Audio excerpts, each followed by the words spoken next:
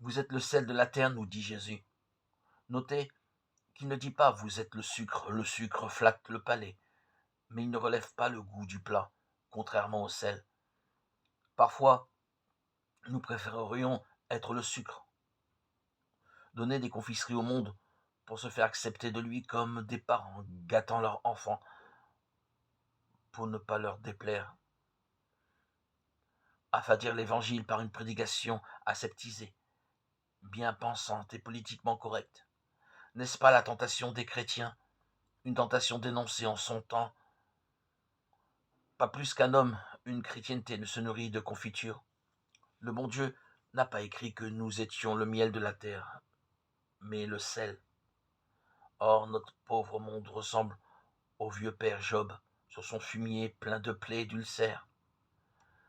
Du sel sur une peau à vif, ça brûle. Mais ça empêche aussi de pourrir.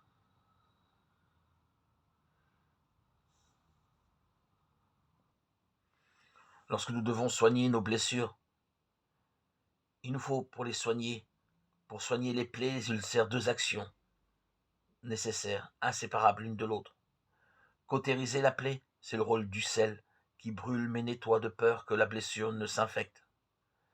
Il s'agit alors de nommer le mal et le péché qui infectent le monde, sans juger les personnes mais bien les actes et les faits, au risque de se rendre impopulaire, comme le dentiste qui arrache la dent pour éviter que la carie ne s'attaque à l'os.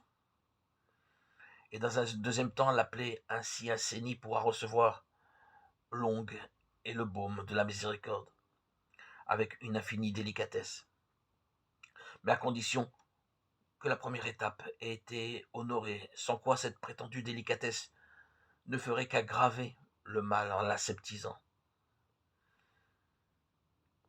Ne séparons donc pas ce que Dieu a uni. Amour et vérité se rencontrent, justice et paix s'embrassent, dit le psaume. Le peuple de Dieu est au monde ce que l'âme est au corps. Renchérissons les premiers chrétiens.